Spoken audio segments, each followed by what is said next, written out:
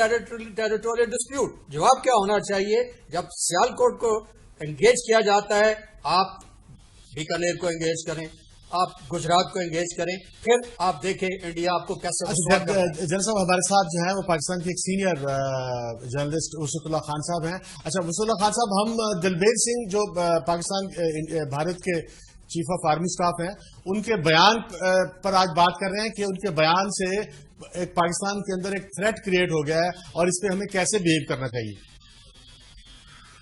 नहीं तो दलबीर सिंह पे क्यों बात हो रही है? दलबीर सिंह का बयान तो आया है ख्वाजा आसिफ के बयान के बाद कि जी हम ऐसा मजा चखाएंगे कि आने वाली नस्लें याद, या हमारे जो चीफ ऑफ आर्मी स्टाफ है उन्होंने कहा कि कश्मीर पे कोई कंप्रोमाइज नहीं हो सकता, जो कि पाकिस्तान की स्टैंडिंग पोजीशन है। तो ये तो एक सूरत हाल क्रिएट हुई है ना दोनों तरफ, उसका एक शाफसाना है। दलबीर सिंह का बयान कोई अलग से तो कोई चीज नहीं है। और दूसरी बात ये कि जितनी मैंने अभी तक गुफ्तगू सुनी, एक बात मेरी समझ में नहीं आती कि जब आपके पास एटमी हथियार मौजूद है तो आप इतने फिक्रमंद और इंडिया के बारे में इतने दुबले क्यों हो रहे हैं कि वो क्या करना चाह रहा है, क्या नहीं करना चाह रहा है। जाहिर है इंडिया वो करेगा जो वो करना चाह रहा है, आप वो करें जो आपके इंटरेस्ट में है। तो अपने आप को ज़हनी तौर पे हॉस्टेज बना देना, ये तो आप हमारे इंटरेस्ट में हमारे इंटरेस्ट में क्या है? हम क्या करें? हमारा इंटरेस्ट आप क्या समझते हैं कि हमारा इंटरेस्ट हमें क्या कह रहा है कि हम क्या करें?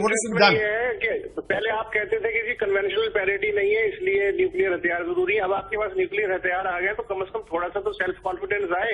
वो उधर से जो भी गुफ्तगू हो रही है या इधर से जो गुफ्तगू हो रही है, बच्चों की तरह एक दूसरे को तुर्की ब तुर्की जवाब देने की क्या जरूरत है? अगर आपके पास ताकतवर तो हमेशा धीमे लहजे में बात करता है इसलिए कि उसके पास ताकत है। चीखता तो वो है ना कि जो मतलब अपने आप को इनसिक्योर समझता है, तो चीखने की जरूरत ही नहीं है। जब आप अपने अंदर एक सेल्फ कॉन्फिडेंस जो क्रिएट अगर हुआ है वाकई, तो उसका इजहार करें अपने अल्फाज में, अपने इक़दामात से।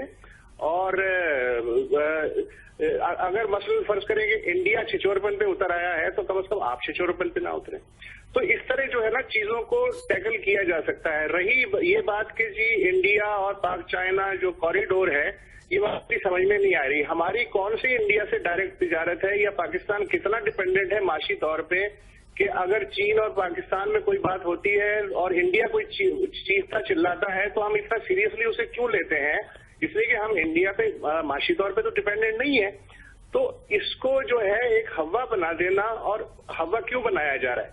हवा इसलिए बनाया जा रहा है दोनों तरफ मेरे ख्याल में कि जो ओरिजिनल इश्यूज हैं वो चूंकि टैकल नहीं हो पा रहा है दोनों जगह पे, इसलिए ये एक बेहतरीन बोगी है कि एक दूसरे पे रख के जो है और स्क्रीन पे जो है ग्लू कर दिया जाए पूरी पब्लिक को। मुझे तो ये नजर आ रहा है पाकिस्तान का जो इकोनॉमिक लॉस हो रहा है और जो पाकिस्तान के अंदर इनस्टेबिलिटी आ रही है, क्या इसमें हमें ये गौर करना चाहिए कि हिंदुस्तान के अंदर भी आ रही है?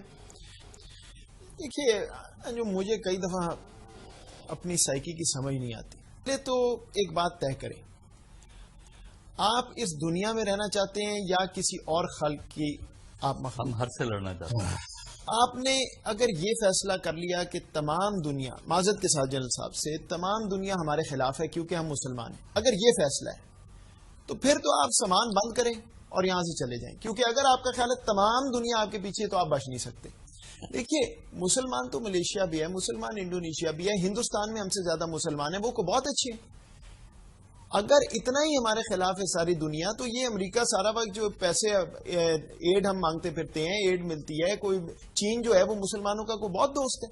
देखिए, हमने इस दुनिया में रहना है और इस दुनिया का एक मेन स्ट्रीम मुल्क बन के रहना है, वरना फिर वो शुमाली कोरिया की तरह बात है कि वो भी कहते हैं सारी दुनिया हमें खाने को पड़ी हुई।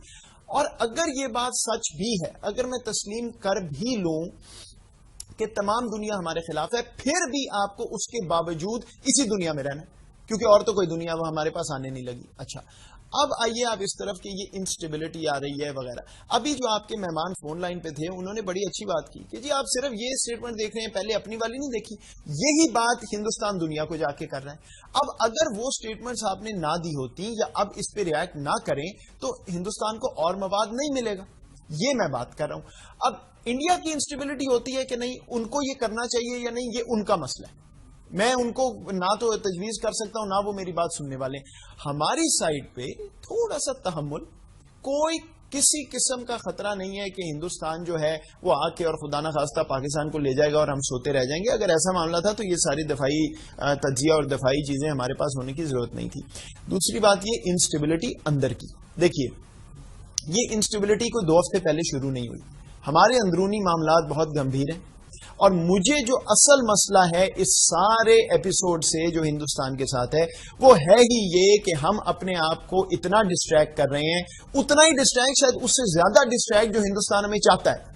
اگر وہ یہ چاہتے ہیں کہ ہم ڈسٹریکٹ ہوں تو ہم ان کی 100% اس وقت تائید کر رہے ہیں. تو بجائے اپنے انٹرنل مسئلے سے ڈسٹریکٹ ہونے کے, جہاں ہماری یہ ضرب عضب ہے, معاشی جو حالات ہیں, صورتحال ہے, IMF سے ڈیل کرنا ہے, یہ باتیں کریں, یہ فیصلے کریں, یہ بالکل آپ اقوام متحدہ میں جائیں, سفارتی طور پہ اٹھائیں, ہندوستان کے لیے ویجیلنٹ رہیں, تیار رہیں اگر خنجراب میں مسئلہ ہے, مجھے اس سے کوئی اعتراض نہیں. لیکن سائیکولوجیکلی اپنے آپ کو اتنا انسیکیور نہ کریں کہ جو دوسرا آپ کو دیکھنا چاہتا ہے کرتے ہوئے وہی آپ کرتے جا رہے ہیں.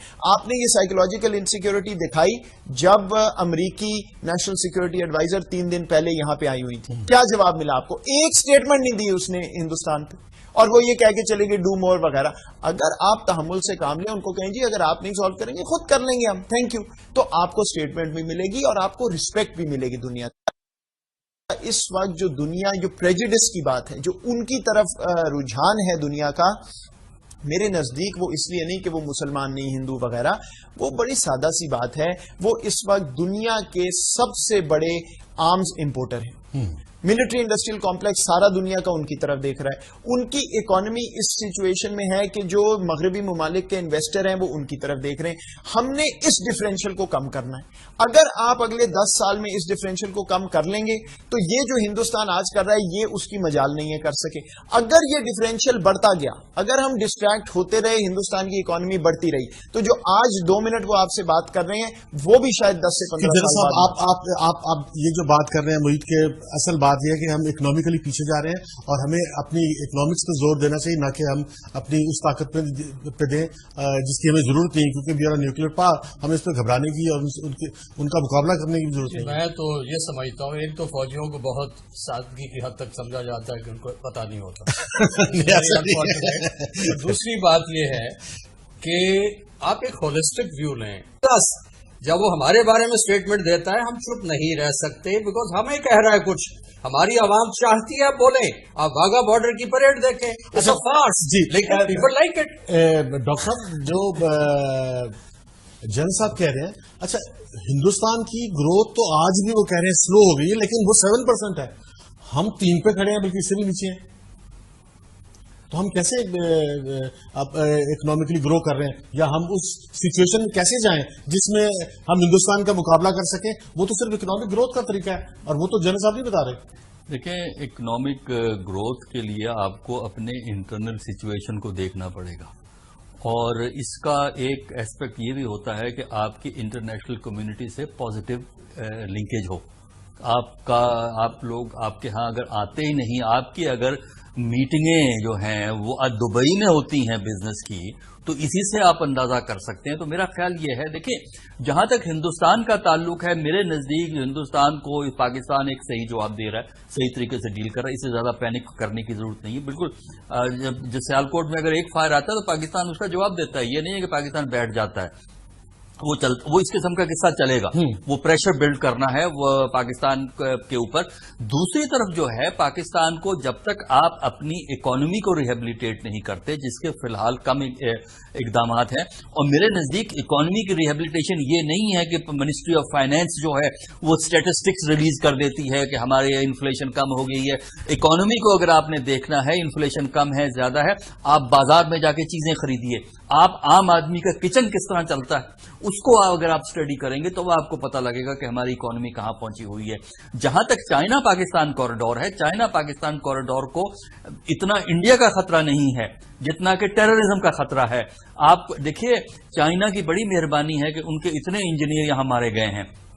اگر 2002 سے اگر آپ 2015 پچھلے 13 سال میں آئیں तो उनके इंजीनियर टेक्नीशियन अच्छे खासे मारे गए हैं टेररिज्म के अंदर। इसके बावजूद चाइना हमारे साथ कोऑपरेट करता है। आप जो है इस कॉरिडोर के जो जरूरियात है उस पर आप काम कीजिए, आपस में तो सेटल कर लीजिए। आपका यही झगड़ा पड़ जाता है कि आपने वेस्टर्न चैनल को ज्यादा इस्तेमाल करना है या ईस्टर्न चैनल को आपने इस्तेमाल करना है। वो मुफादात की बात है। जहां तक दुनिया इंडिया का साथ देती है, देखिए दुनिया मुफादात के हवाले से होती है। इंडिया के साथ एक इकोनॉमिक मुफादात है, स्ट्रेटेजिक मुफादात है। बताया कि वो तो सबसे बड़े पैसे लेके घूम रहे हैं मार्केट में, 100 बिलियन। देखिए आपके यहां भी आने को तैयार। देखिए आपके यहां जो सबसे बड़ी स्ट्रेंथ थी, जो कि 91 में जब सोवियत यूनियन खत्म हुआ और उसके बाद सेंटर डिपेंड होता है 1992 ऑनवर्ड जो है, उस वक्त इंटरनेशनल लोग जो ये पैसे उठाए फिरते हैं थैलों के, वो पाकिस्तान में इसलिए इंटरेस्टेड थे, वो ये समझते थे कि यहां इंडस्ट्री हम सेटअप करेंगे और यहां से सेंट्रल एशिया जा सके। अच्छा, लेकिन वो नहीं हो सका। हमें इस तरफ अब सूरत ये है वही सब, जो आपका अपना इन्वेस्टर है वो भागा हुआ है। वो जो है आप आज दुनिया कह रही है कि जो सबसे ज्यादा माइग्रेशन हो रही है वो लीबिया, सीरिया और इजिप्ट है, लेकिन पाकिस्तान भी उसी लाइन में है। और फिर हमारा अपना जो है वो बहुत जो इन्वेस्टर है वो यहाँ इन्वेस्ट नहीं कर रहा, और फॉरेन इन्वेस्ट जो है वो हमें अट्रैक्ट नहीं कर रहा। और जो डॉक्टर साहब ने कहा है कि China Pakistan China economic corridor जो है वो उसमें इंडिया भी थ्रेट कर रहा है, लेकिन हमारा अपना भी थ्रेट है।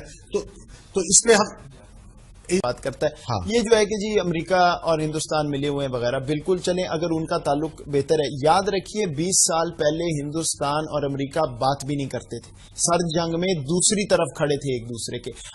अभी आप हिंदुस्तान जाएं तो अमेरिका के बारे में बहुत ही मनफी परसेप्शन है हिंदुस्तान में। हर बंदा आपको कहेगा कि नहीं जी वो ऐसे हैं वैसे। लेकिन कल उन्होंने अभी एक इवेंट वो कर रहे हैं कि अगले 10 साल में $500 बिलियन का ट्रेड कैसे करना है। हमारी पूरी जीडीपी 250 बिलियन है। अच्छा, बहुत अकलमंद मुल्क है, हम मानते हैं, हमारा बड़ा अच्छा दोस्त है। 70 बिलियन का ट्रेड वो अपने दुश्मन हिंदुस्तान से कर रहा है। 50 बिलियन की एक्सपोर्ट उनको भेज रहा है। क्यों? वो बेवकूफ है। इसलिए कि दुनिया को ये समझ आ गई है कि इंटरकनेक्टेड वर्ल्ड में जियो इकोनॉमिक्स के बगैर आपका गुजारा नहीं है। आपके जहां जियो इकोनॉमिक लिंक्स बनेंगे वहां लोग आपको भी स्पेस देंगे। चाइना के लिए आप जरूरी हैं इकोनॉमिकली। अब ये कॉरिडोर बन रहा है, हाँ। चाइना आपकी सपोर्ट करता है। चाइना को कोई प्यार नहीं है मुसलमानों से, जो चाइना इंडिया रेजिस्ट कर रहा है। देखिए भाई दुश्मन का और क्या काम है। अच्छा, दूसरी बात, अब इंडिया रजिस्टर है। अब मैं जरा अपनी ये जो इक्तिसादी बात है कि जी इंटरनल इकोनॉमिक, और हम बड़े आराम से कह देते हैं कि जी वो अंदरूनी मामला ठीक नहीं है, सियासतदान चोर है, फौजी है वगैरह। देखिए बड़ी सादा सी बात है, हमारे तजाद जो हैं अपनी पॉलिसी में उनको तो कम से कम हमने ठीक करना है ना। हमें क्या प्रॉब्लम है, इंडिया एक तरफ ईरान के साथ मिलकर शाहबहार का पोर्ट बना रहा है, ठीक है, हाँ। हमारे गवादर के खिलाफ। आप आज इंडिया को ओवरलैंड रूट दे दें अपनी सरहद के जरिए सेंट्रल एशिया, शाहबार खत्म हो जाएगा। अच्छा, गवादर आपका बेहतर हो जाएगा। दूसरी बात, आपने लेवरेज बनानी है इंडिया पे। अगर आप टैपी पाइपलाइन या ये जो कासा का प्रोजेक्ट है एनर्जी ट्रांसमिशन लाइंस का, ये आपके मुल्क से जब गुजरेगा और हिंदुस्तान का 50 मिलियन जो वस्ती हिंदुस्तान का शहरी है वो इस पे डिपेंडेंट होगा, हिंदुस्तान की मजाल नहीं है आपसे को बात कर सके। देखें, चीन और इंडिया में इस वक्त 70 बिलियन का ट्रेड है। 80% चीन जो है वो एक्सपोर्ट कर रहा है इंडिया को। इंडिया का नुकसान है। इंडिया क्यों अभी तक ये कर रहा है? इसलिए कि वो जो 50 बिलियन का एक्सपोर्ट है उसकी वजह से चीनी हुकूमत इंडिया से किसी चीज पे बहस नहीं कर सकती। अगर हमने इंडिया पे लेवरेज बनानी है तो फौजी तौर पे तो आप नहीं कर सकते, इक्वलाइजर है, जौहरी हथियार है, वो बड़ा मुल्क है, वो आगे जा रहा है, ये हमें तस्लीम करना है।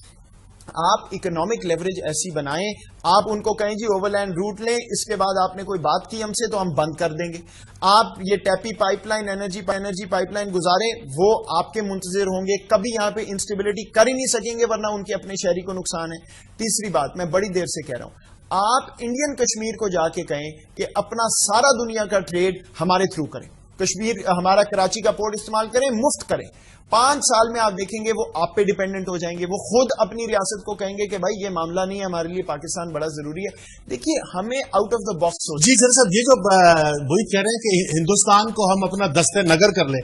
अच्छा, आज जो है वो हमारे दस्ते नगर ना करें। नहीं अंजुम साहब आप कह रहे हैं कि डिपेंडेंट करें। नहीं, एक सेकंड मेरी बात सुने। आप कुछ ना करें, जो मुआहदे आप खुद सोच रहे हैं करने के, हाँ जी, वही कर लें।